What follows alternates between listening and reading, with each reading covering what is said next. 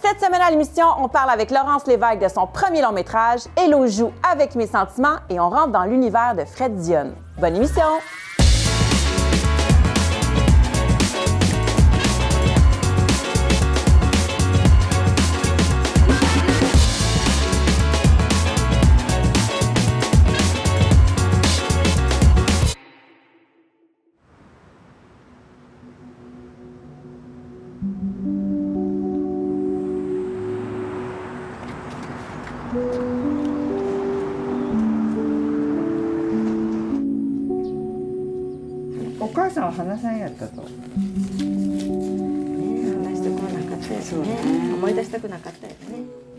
Laurence, je suis super contente de te rencontrer. Bien, moi aussi, merci de l'invitation. C'est comme si j'avais l'impression de t'avoir déjà rencontré parce que j'ai visionné ton long métrage et je veux pas manquer le mot Okurimono. Oui, exact. Peux-tu le dire comme que toi tu le dirais? Okurimono. Mais ça ressemble vraiment. C'est tellement plus beau quand toi tu le dis. Ben non, je trouve que tu as été très bonne. Tu veux-tu leur dire une fois?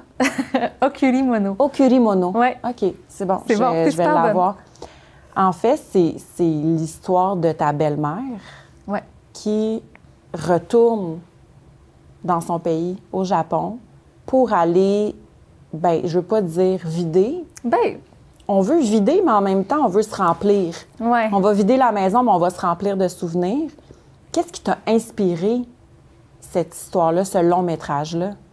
Bien, c'est beaucoup ça. C'est beaucoup l'attrait de la maison parce qu'elle retourne à Nagasaki, sa ville natale, pour, on peut le dire, là, vider sa maison familiale parce qu'elle va être vendue.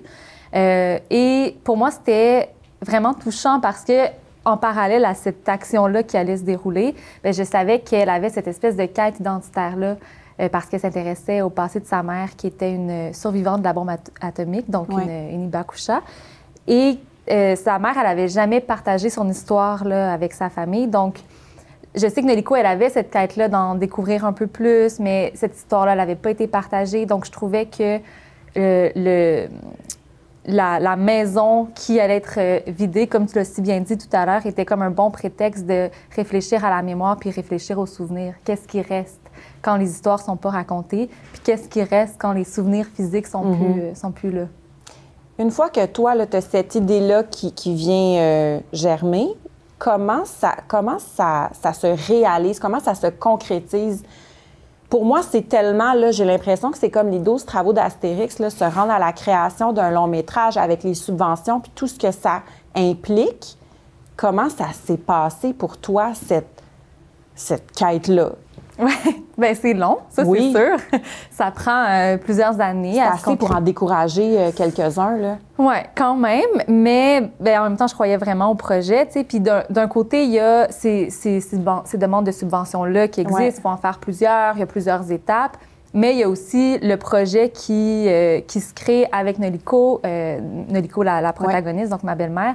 Donc, c'est vraiment beaucoup de collaboration, beaucoup de conversations aussi autour de ce sujet-là. Fait que durant ces années-là de développement, bien, il y a aussi le film qui se construit un peu de plus en plus. Parce que tu le fais en parallèle, en même temps. Bien, je construis, disons, les intentions en même temps. Donc, oui, il y a beaucoup de travail d'écriture, de recherche, de subvention, de recherche de mon côté, parce que, bon, c'est un film qui se passe au Japon, mais moi, je suis pas japonaise. Donc, il y a à la fois de la recherche plutôt scolaire, dans la mesure où je m'intéressais à la culture, bon, à la guerre, évidemment, mais aussi à la langue. J'ai pris des cours de japonais et tout. Mais il y a aussi cette conversation-là avec Noriko pour suivre cette quête-là qui est très personnelle, finalement. Donc, ça passe vite, finalement. Combien de temps ça va avoir pris en tout? Le projet est né de manière plus sérieuse en 2019, puis on a tourné en 2022. Donc, c'est 3 ans. Oui. Ce qui est quand même rapide, honnêtement. Ah oui, OK. Les subventions, c'est allé plutôt vite. Après, on s'est fait un peu arrêter par la pandémie parce qu'on ne pouvait pas se rendre physiquement au Japon. Mais oui, 3 ans, c'est pas si long. C'est long, mais ça aurait pu être pire. 昔の手紙とか、なんかこの間の話みたいだけど、昔の話だけど昔の話でもない。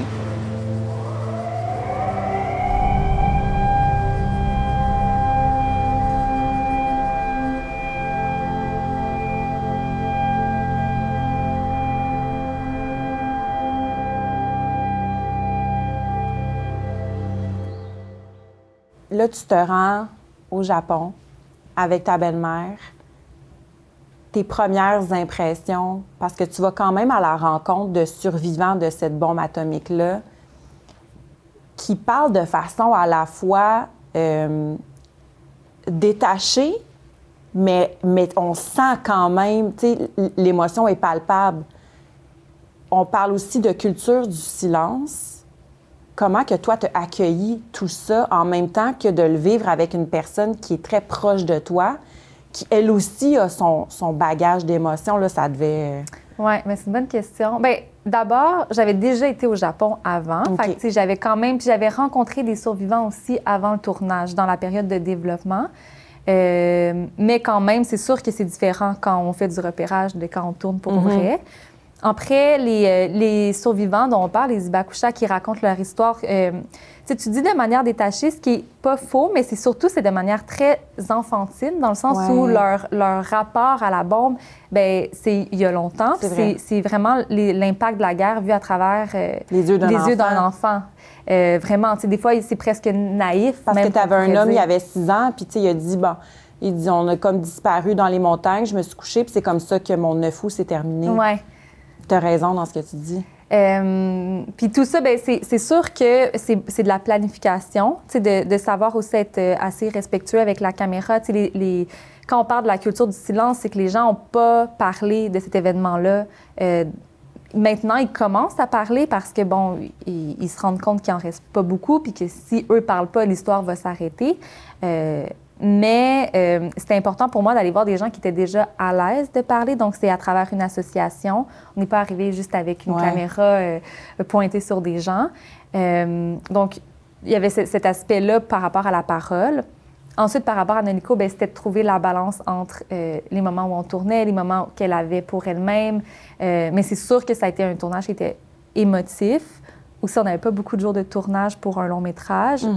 C'était 6 semaines, mais là-dedans, il faut prendre en considération qu'il faut vider une maison, que aussi Noriko, elle a un deuil. Oui, il y a la vraie vie là, qui continue pendant que vous filmez. Fait que c'était assez exigeant physiquement. Il faisait extrêmement chaud aussi.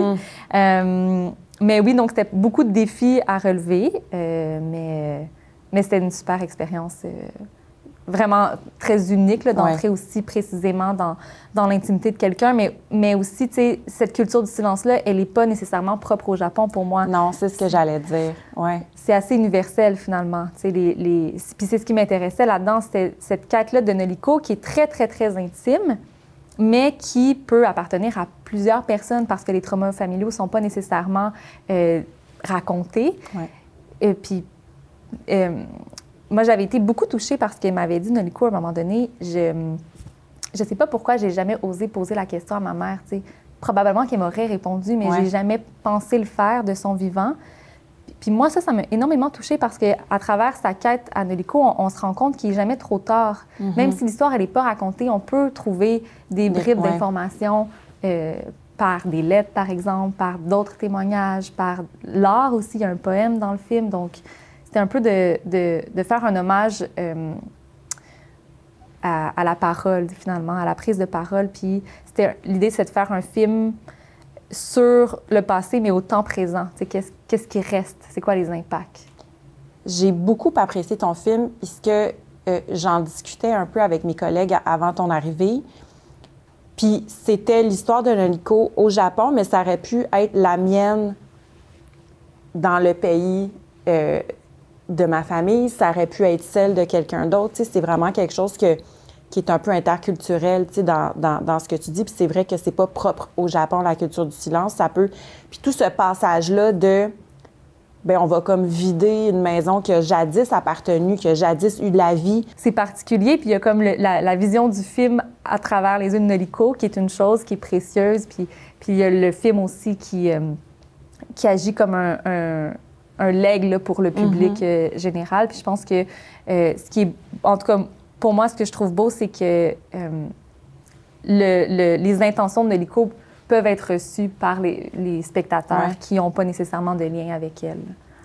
Je ne vais pas faire de mauvais jeu de mots, mais c'est un très beau cadeau que tu leur offres. Merci infiniment d'avoir été avec nous. Mais merci beaucoup de l'invitation. Moi, je suis déjà prête à t'accueillir pour ton prochain long métrage. Parfait, je vais être là. Merci, Laurence. Merci.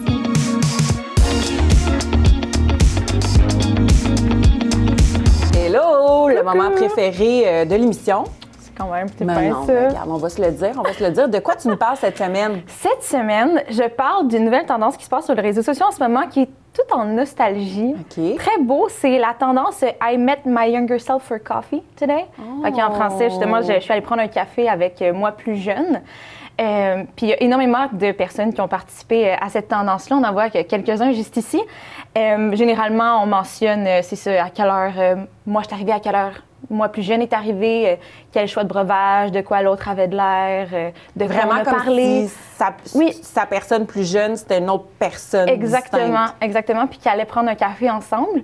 Puis ça amène des super beaux sujets, là, justement. Tu sais, c'est... la personne plus jeune mentionne ses inquiétudes, l'autre personne mentionne comment ça s'est amélioré, comment ça s'est réglé. Puis on voit en fait comment une personne peut évoluer.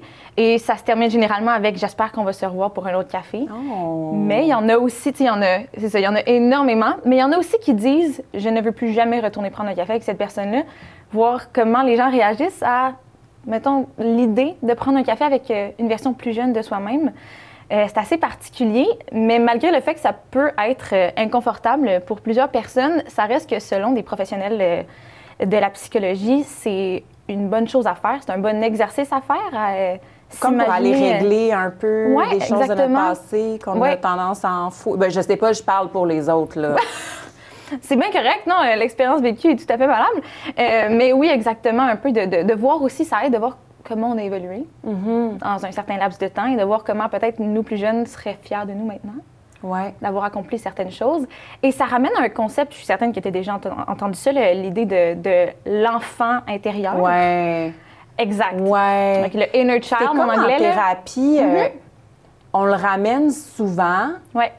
Puis pour moi, ça a toujours été un peu abstrait, tu sais, limite un peu quétaine de dire comme berce la Stéphanie intérieure. Puis t'es comme...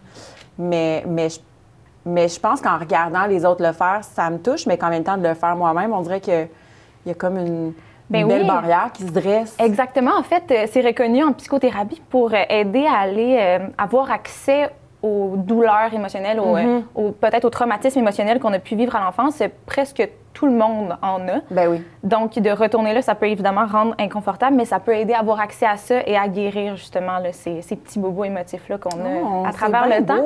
Non, c'est vraiment beau. Puis ça nous amène à une autre tendance, en fait, qui se connecte un peu à travers les branches à ça. Donc, certaines activités ou certains moments qui font que ton enfant intérieur se sent plein, se sent content. Il y en a plusieurs, justement, qui ont participé à ça. C'est de voir que reconnecter avec la personne d'avant, ça fait du bien. Oui. Pour beaucoup de monde. Fait que ça a l'air nostalgique et anodin comme mais tendance. Mais c'est donc bien une belle tendance. Oui, je l'ai vraiment. même pas vu passer. Puis ça a des bienfaits thérapeutiques pour de vrai. Mon Dieu, t'es bonne de trouver ça. Ah, c'est donc bien fin. Mais je me suis dit que vu que ça fait du bien, on pouvait peut-être l'essayer ensemble. Oh! Mettons-le. On prend un café. Ouais. Puis là, moi, je suis la version jeune de toi-même. Tes cheveux seraient beaucoup plus courts. OK. Bon point. Qu'est-ce que je commanderais? Tu commanderais, je pense, un Shirley Temple. Ouh, j'aime! Ouais. Puis toi, qu'est-ce que tu bois? Moi, je pense que je prendrais un latte glacé, des cafes, lait d'avoine, une pomme de vanille. J'aime. C'est précis. Hein? Oui, ben c'est parfait. Ouais. Tu te connais bien. Ouais. Puis de quoi on parlerait? Hé là là, mon Dieu! C'est gros, hein? Ils sont pas prêts à la maison. Je pense qu'on parlerait d'estime de soi. Puis que, tu sais, l'espèce de phrase en anglais un peu cliché de « it'll get better ». Ouais. Tu sais, ça va aller mieux éventuellement de continuer à croire en soi, puis à son potentiel, puis malheureusement, à peut-être se dresser justement des barrières pour bloquer le son extérieur qui vient teinter un peu cette estime-là qui, jadis, jeune, pouvait être inébranlable. Puis après ça, en vieillissant, tu sais, on se laisse un peu envahir par le bruit, par ce que les gens, des fois, ont de négatif à dire. Ce qui est autour. Oui. Fait d'apprendre qu'en vieillissant, bien, on apprend à se protéger de ça.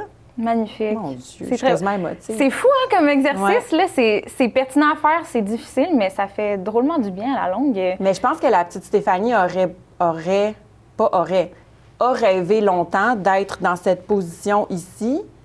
Voilà. Puis, à un moment dans sa vie, il ne croyait plus.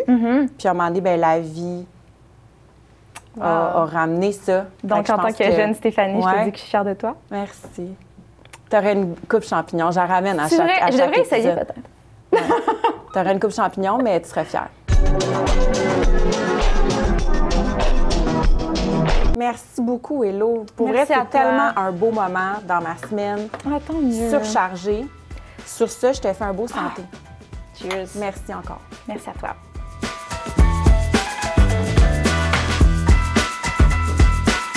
Fred. Salut. Merci d'être avec nous. Ça fait plaisir, merci de me recevoir. Ton album Eldorado est sorti le 31 janvier 2025, fait qu'il est tout frais. Tout récent. Est-ce qu'on sent... Moi, j'ai jamais lancé d'album, puis tu veux pas que je lance un album non plus. Est-ce que tu te sens léger, libéré, ou est-ce que là, t'es comme, non, là, le stress embarque, puis Je me sens très bien. J'avais hâte, en fait, qu'il sorte. Moi, ça faisait plusieurs mois qu'il était fini, l'album, qui attendait dans un dossier Dropbox, puis que, il restait juste à aller passer à l'imprimerie, puis tout ça.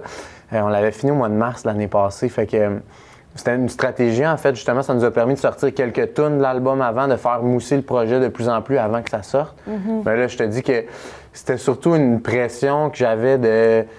j'avais hâte qu'il sorte, j'avais hâte de justement préparer le lancement de l'album qui était un gros spectacle qu'on a fait à Montréal. Il y a eu plusieurs événements qui sont arrivés que ça me mettait beaucoup un certain poids que j'avais hâte qu'il soit fait.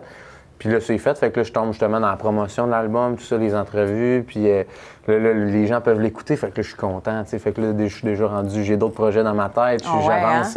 J'étais un gars de projet, vraiment, là, fait que on a déjà même commencé du studio pour des nouvelles tunes, parce que j'aime ça toujours que ça soit en mouvement, fait que, on est là-dedans. Fait que non, pour répondre à ta question, moi, je suis très bien avec ça. T'as l'air? Ouais. T'es comme, moi, c'est fait. On passe à un autre appel. Là, tu pars en tournée. Éventuellement au Québec. Oui, exactement. Bien, je suis déjà en tournée, en fait. Premièrement, je fais les premières parties de Matlang un peu partout en ce moment. Fait que ça, c'est déjà énormément de dates. Je suis chanceux, ça me permet de me faire connaître partout aux quatre coins du Québec, dans des salles pleines. Puis ma tournée à moi aussi est commencée. Là, tu vois, on est à Masquinongé en mars, on part en Abitibi, on fait une tournée au mois d'avril. Puis là, on est en train d'annoncer les nouvelles dates. Printemps, été, puis est-ce qu'il va y en avoir dans la région ici? Il va en avoir.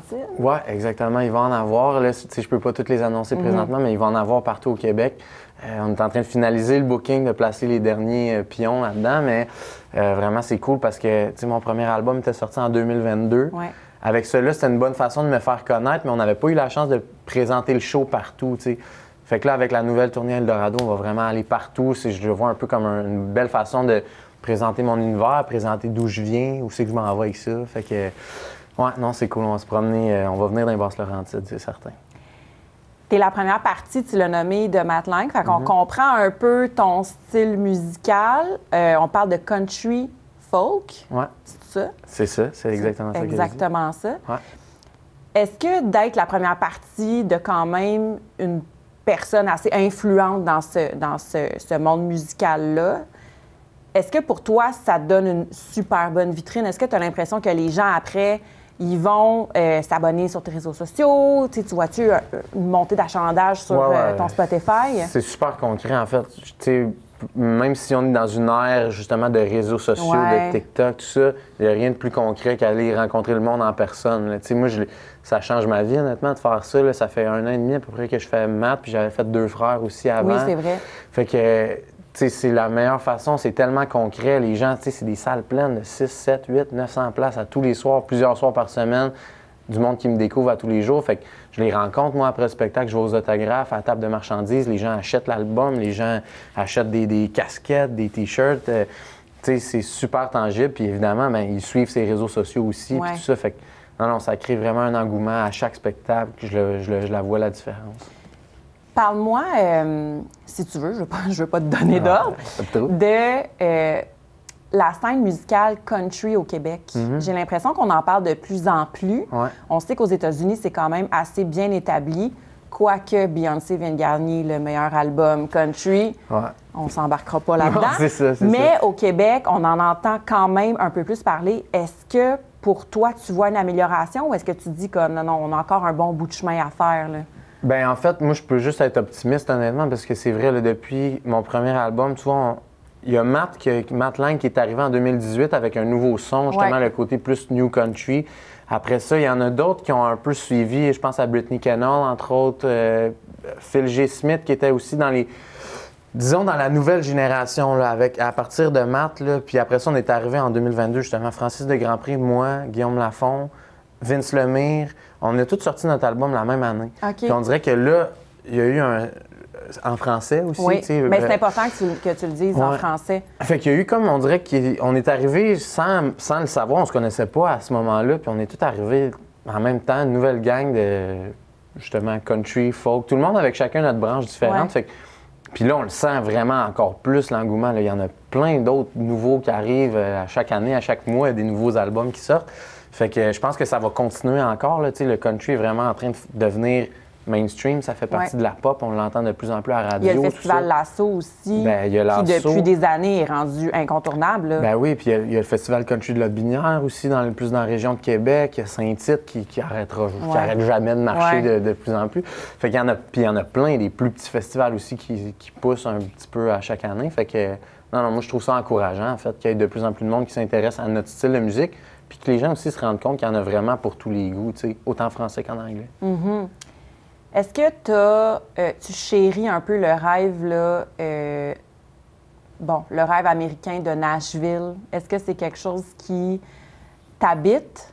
Ouais, en fait, moi, tu vois, c'est suite à un voyage à Nashville, en fait, que c'est devenu clair que c'était ça que je ferais. C'est un peu ça, hein? J'ai l'impression que c'est un peu honnêtement. cliché, mais je pense réellement qu'il y a quelque chose qui vient allumer pour les artistes qui... 100%, mais on n'appelle pas ça Music City pour rien. C'est comme le surnom de la ville, puis c'est fou. Moi, en fait, j'ai toujours, à chaque fois que je grattais la guitare, ça tournait toujours autour d'un genre de country folk, peu importe quand j'écrivais ou que j'aimais des tunes, mais c'est sûr que de voir Nashville en personne, c'est inspirant. Puis, tu sais, moi, c'est sûr que là, tu vois, mes 2 albums sont en français. J'ai des tunes en anglais aussi qui traînent dans ma tête. Tu as des titres en anglais, mais les paroles de la chanson Les paroles sont en français. En fait, sur le premier, il y avait 2 tunes en anglais. Okay. Tout le reste est en français. Le deuxième album, il est 100% en français. La raison, c'est que je garde mes tunes en anglais pour peut-être un jour faire un projet en anglais. Mais, tu sais, oui, c'est sûr que Nashville, ça m'appelle. Présentement, je t'avoue que mon focus est sur le Québec. J'ai tellement encore à faire, à accomplir ici. J'ai envie de rester près de mon monde aussi. Mais c'est sûr qu'il y a quelque chose dans ma tête qui me parle. Puis même, je pense à l'Europe aussi. Je veux dire, la francophonie à l'international, il y en a partout. Ça m'appelle, c'est sûr. Les États-Unis aussi, j'ai fait tellement de road trips, j'ai fait tellement de voyages. J'ai envie d'aller explorer ça. Il y a plein d'affaires qui se peuvent. J'ai plein de projets dans la tête. Fait que, non, j'ai pas de doute. Les gens... pour qui, là, en ce moment, sont piqués de curiosité. Ils peuvent aller sur ton site web freddiode.com. Exactement. Sur Spotify. iTunes, Apple Music, partout, toutes les plateformes, les réseaux sociaux. Facebook, ils peuvent Instagram, TikTok. Je suis partout. Sky's the limit. Maintenant, tu vas nous faire une petite performance acoustique. Puis moi, je vais vivre ça. C'est comme si je vais me dire que tu chantais pour moi. C'est parfait. Je chante pour toi puis toutes les autres. Qu'est-ce que tu vas nous chanter? Ben écoute, je pense que justement, j'ai une tune sur le nouvel album qui s'appelle Nashville. Ça parle pas juste de Nashville, ça parle de mes premiers voyages à moi. Moi, à 17 ans, je suis parti en road trip avec 2 de mes chums. On s'est rendu jusqu'à Nouvelle-Orléans en char. On dit les voyages forgent la jeunesse, là, mais pour moi, ça a été vraiment vrai. Fait que c'est un peu ça. J'étais ado, puis je rêvais des grandes villes américaines, puis on est parti. Fait que c'est un peu l'histoire derrière ça. On va aller écouter ça. Merci beaucoup, Fred. Merci à toi.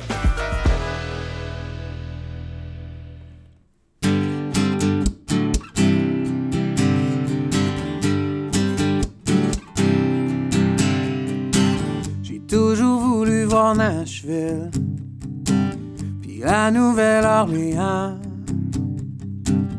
Memphis, LA, puis Austin. Je voulais jouer dans le cours des grands, fait que j'ai rêvé des grandes villes, celles qui ont vu naître les légendes que j'écoutais en vinyle quand j'étais enfant. Fait que je suis parti dès que j'en ai eu la chance. Ouais, je suis parti, c'est sur la route que j'ai fait mes classes.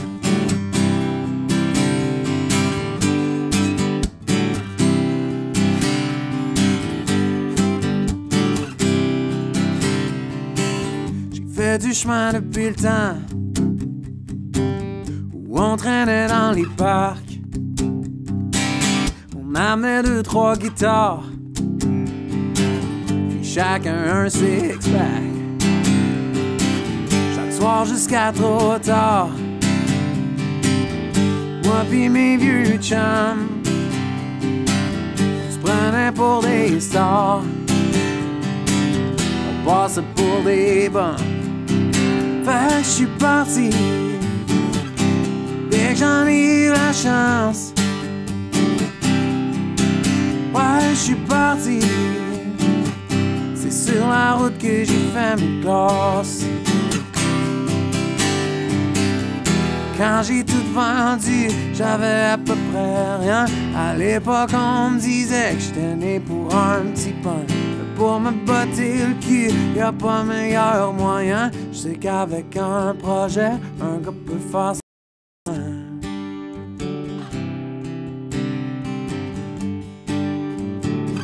J'avais à peu près rien.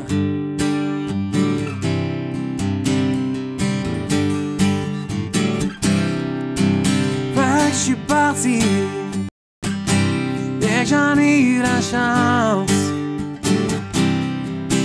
Ouais, j'suis parti, c'est sur la route que j'ai fait mes classes. Ouais, j'suis parti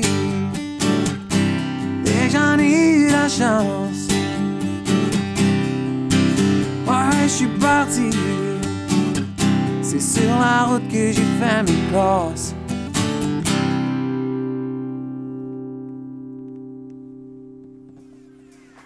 Merci d'avoir été des nôtres. Pour revoir les épisodes, vous pouvez vous rendre sur le site web de TVBL. On se dit à la semaine prochaine.